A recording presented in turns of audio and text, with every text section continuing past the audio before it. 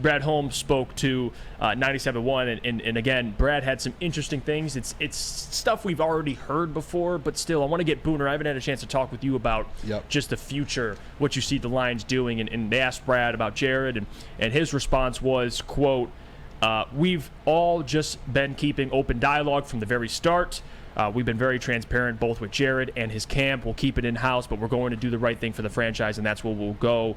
And again, here's another part of this too, which he talked about Jonah Jackson, which was great. He talked about wanting to extend Jonah Jackson, and he says there are discussions we've talked about, and we're preparing guys like Jonah Jackson. We've had discussions, and obviously Holmes has had similar discussions already. You talk about Panay and Amon-Ra, who are coming up pretty quickly on extensions. Now that's the problem with this whole thing, and that's why it's hard, because if you say you don't want to extend Jared, it sounds you're hating on Jared Goff, but you got to think of the future, right? It's not just about this year for the Lions; it's about the next 5 years. That's what good teams do. You continuously plan for a 5-year plan. What are you doing? Not just a year-to-year basis. And if you're Brad Holmes and you're thinking about the next 5 years, which assuming he is, because he took Hendon Hooker in the 3rd round. Now, at the very least, Hendon doesn't work out. You still have Jared. You can extend him. But the reason he took Hendon and hammered this and inside the den, he kept saying high upside.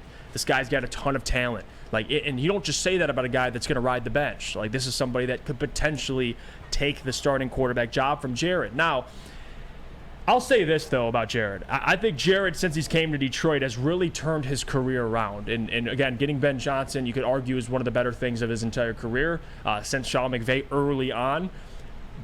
Jared has a market. There's going to be a team out there that wants Jared Goff. But again, the question is, how much do you pay Jared, and what does that length of the contract look like? Because he's got 2 years left, just about $30 million each. But again, you're looking at guys get paid. Right, Booner? Justin Herbert just got paid. Joe Burrow's going to get paid. Daniel Jones got paid $40 million. Geno Smith got paid. Yep. This is where we're at. And if I'm Jared Goff and I'm telling my agent, hey, let's go to the table. Let's start talking. Now, the question would be, does Jared take a team-friendly discount, maybe a short-term contract, because I can get behind that. But if Jared wants $50 million, although you'd argue, well, yeah, is he $10 million than Daniel Jones better? Yeah, but also when you have Jonah Jackson coming up, Amon-Ra coming up, Penei Sewell coming up, you're going to have to prepare for the future. I don't know if those two things can coexist, but we shall see.